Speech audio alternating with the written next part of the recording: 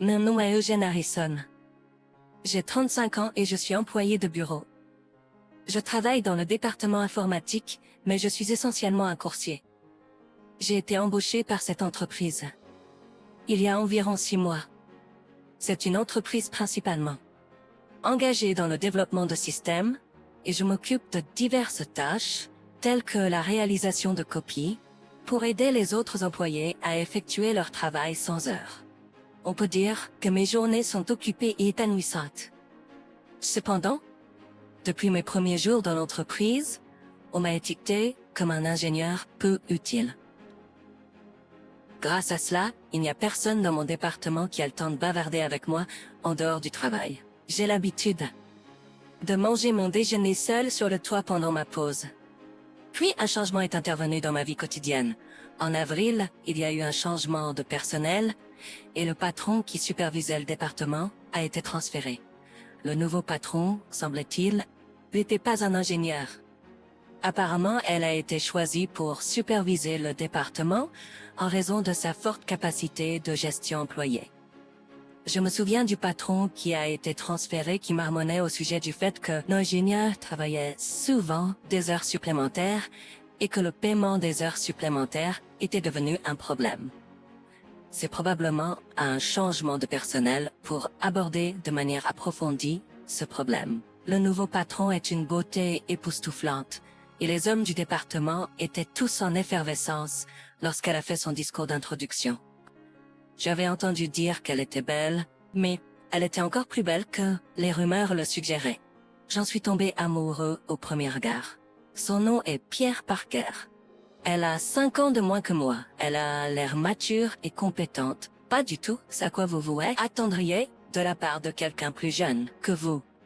Comme les autres employés masculins, je suis rapidement devenu un fan de Pierre. Cependant, elle n'était pas particulièrement gentille avec moi. Elle me voyait comme un employé qui ne peut pas faire son travail. J'ai vite réalisé qu'elle observait de près le comportement des employés pour comprendre l'état du département. Environ une semaine plus tard, elle a commencé à répartir les tâches parmi les employés. C'était stupéfiant de perfection. Après un mois, les heures supplémentaires et les erreurs ont chuté de manière significative. Même juste avant la date limite du projet. Les employés étaient de bonne humeur. Les frustrations des employés ont considérablement diminué après le transfert de Pierre, et je lui en étais vraiment reconnaissant, car j'avais l'impression de porter le poids des frustrations au travail. L'arrivée de Pierre a coïncidé avec une date limite de projet, donc la fête de bienvenue a été reportée et n'a eu lieu qu'environ 1 mois et demi plus tard. D'ici là, Pierre s'était déjà intégré au département et la soirée était décontractée et animée, comme une atmosphère sans retenue. Puisque c'était juste après la date limite du projet, tout le monde était de bonne humeur. Je ne suis pas vraiment un fan de l'alcool et je ne bois pas lors des réunions sociales. Je m'assois, buvant ma boisson gazeuse et regardant tout le monde devenir de plus en plus ivre. Pas beaucoup de gens engageaient la conversation avec moi lors de la réunion. Les nouvelles recrues, comme Salomé et son groupe, parlaient avec moi, mais je pense que cela changera d'ici l'hiver. Juste au moment où je m'engageais dans des discussions sur les voyages avec les plus jeunes, Pierre s'est jointe à la conversation. Elle paraissait avoir été forcée à boire beaucoup et était complètement ivre, pour le dire gentiment. Ses yeux étaient à moitié clos, très éloignés de son attitude, habituellement vive et concentrée. Tu as trop bu, Jennifer. Je pointais du doigt, la stabilisant alors qu'elle avait du mal à s'asseoir. Je ne suis pas ivre. Vous vous moquez tous de moi. Arrêtez de me parler qu'aux plus jeunes, Eugène. Parlez-moi aussi, ou vous ne voulez pas fraterniser avec une jeune patronne? Elle dit se penchant plus près de moi, manifestement stimulée par l'alcool. Ne peux-tu pas me prêter ton épaule? C'est pas comme si cela allait diminuer. Se comportant comme une enfant, elle balançait ses jambes et une de ses talons aiguilles a volé sous la table. Pierre a été surprise de découvrir que ses chaussures avaient disparu et a collé sa tête sous le bureau. Le moment suivant, elle a commencé à rire à gorge déployée. Tu mets toujours une telle figure sérieuse, Eugène. Mais je peux dire que tu es vraiment bon dans ton travail. Tu penses me duper, mais tu sous-estimes juste. Tu sous-estimes. Elle a dit, gonflant ses joues. Cela m'a surpris. Autant que je sache, seul le PDG est au courant de mon passé, et il semblait peu probable que Pierre ait été informé. A-t-elle remarqué quelque chose à ma façon habituelle d'agir? Tu sous-estimes. Elle a crié, me frappant gentiment avec un coup de patte de chat. J'aime deux choses, l'alcool et les ivrognes. Cela commençait à me dépasser. Pourrait-on m'aider avec Pierre, s'il vous plaît? J'ai appelé aux tables animées autour de nous, et un collègue est venu aider la pierre-ivre. Même quand elle était emmenée, elle ne m'a pas lâché le bras. La collègue de Pierre, Jean, qui a rejoint l'entreprise en même temps qu'elle, m'a informé qu'elle avait demandé à la sœur de Pierre de venir la chercher. Un taxi était en route. Malgré sa faible tolérance à l'alcool, elle aime son alcool. Jean a souri, partageant des informations privées. À ce stade, Pierre avait commencé à s'assoupir, toujours agrippé à mon bras. Tu es devenu son préféré, a plaisanté Jean en observant cela. L'arrivée de Pierre a eu lieu 15 minutes plus tard. Je m'excuse pour les ennuis que ma sœur t'a causés. Une femme qui ressemblait étrangement à Pierre est arrivée, mais son aura était complètement différente. Elle ne semblait clairement pas être une travailleuse de bureau. Sa sœur s'est excusée profondément auprès de moi, ce qui m'a rendu quelque peu gênée. Elle avait un taxi qui attendait devant le bar, alors je suis allée aider Pierre à monter dans le taxi. Pendant ce temps, j'ai remarqué que Marie me regardait constamment.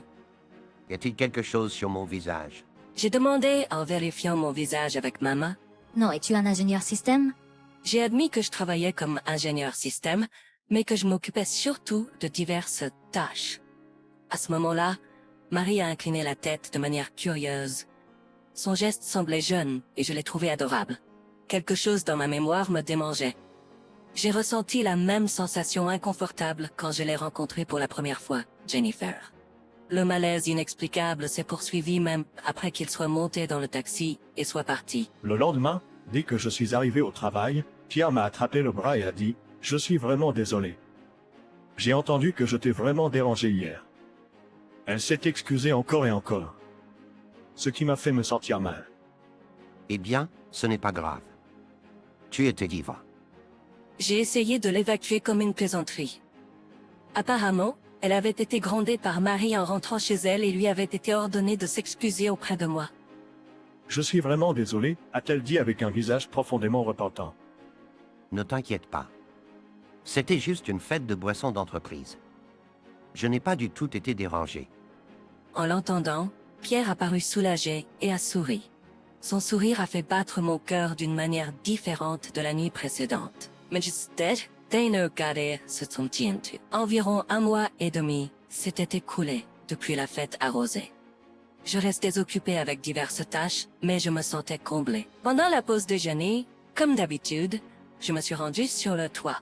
Il y avait une petite chapelle sur le toit de notre immeuble. Je prends toujours mon déjeuner là-bas, offrant une prière quotidienne. En général, mon endroit préféré est vide, mais aujourd'hui, il y avait déjà quelqu'un. C'était une nouvelle employée, Salomé.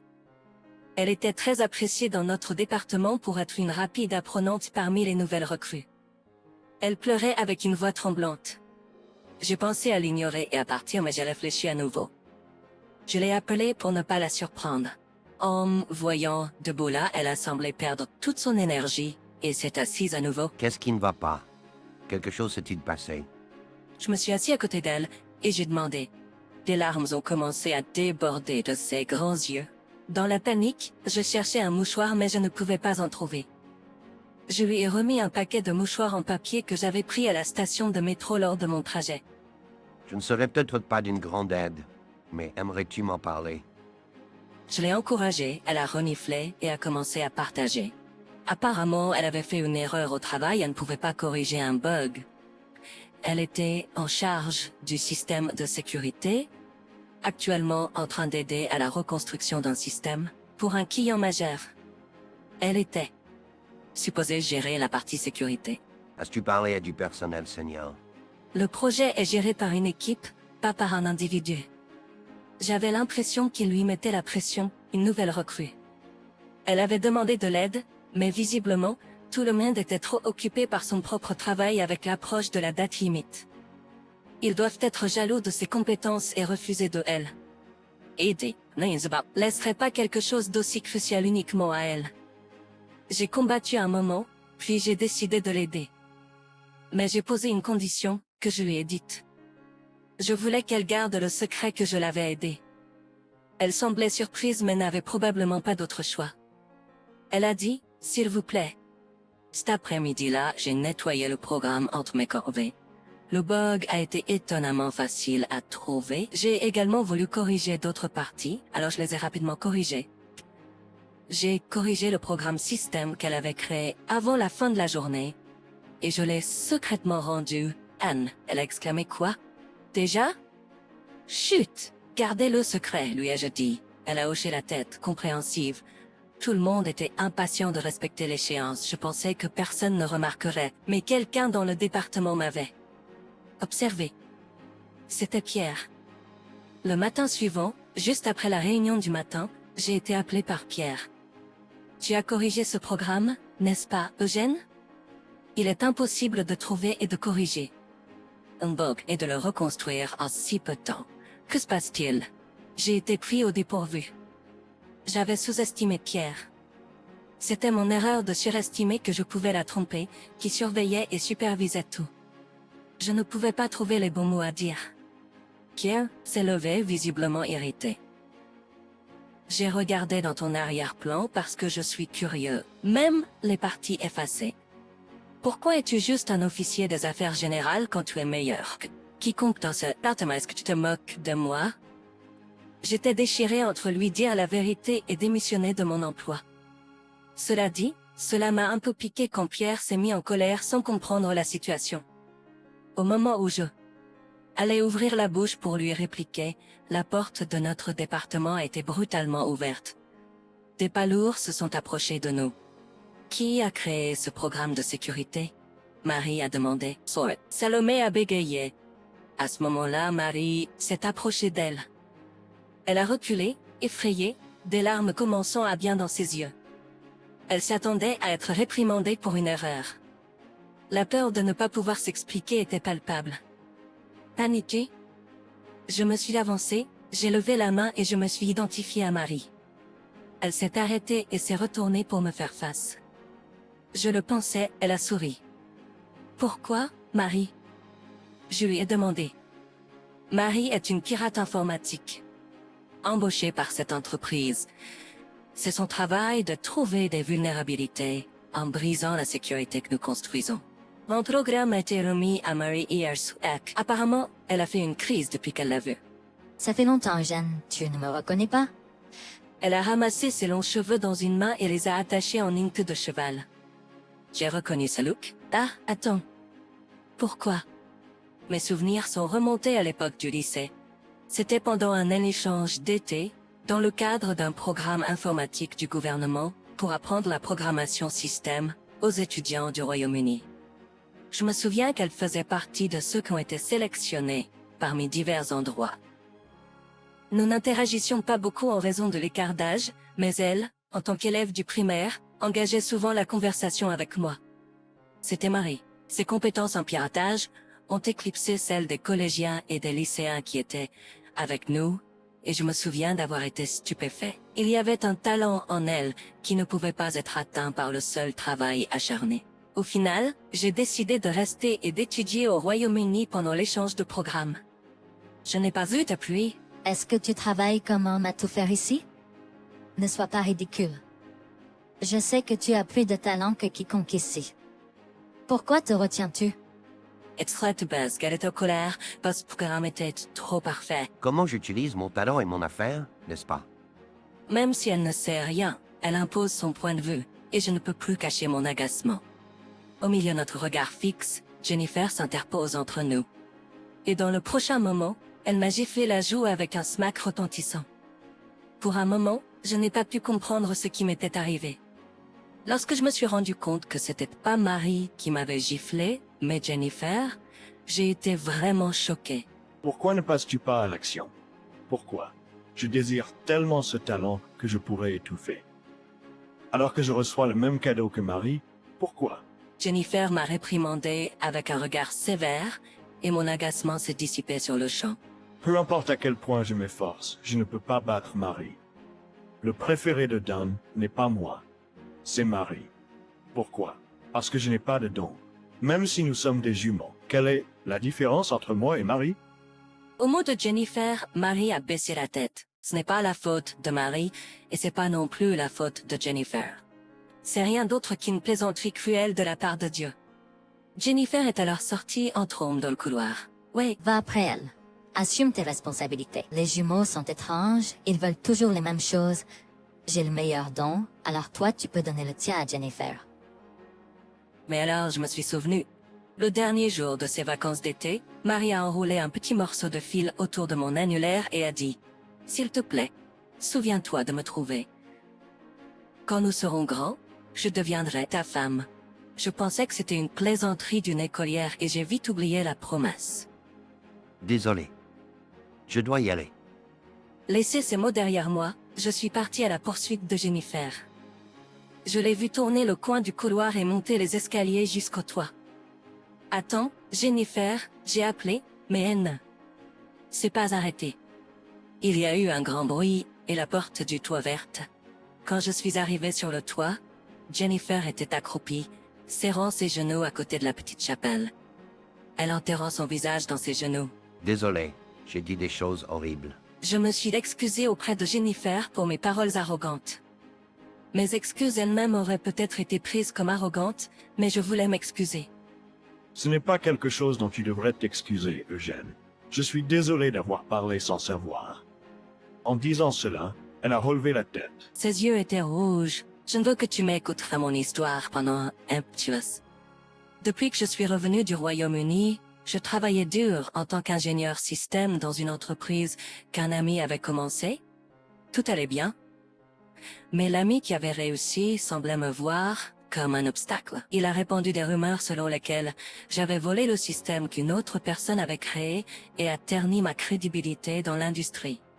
De plus, il s'est approprié toutes mes réalisations lors de soirées de l'industrie.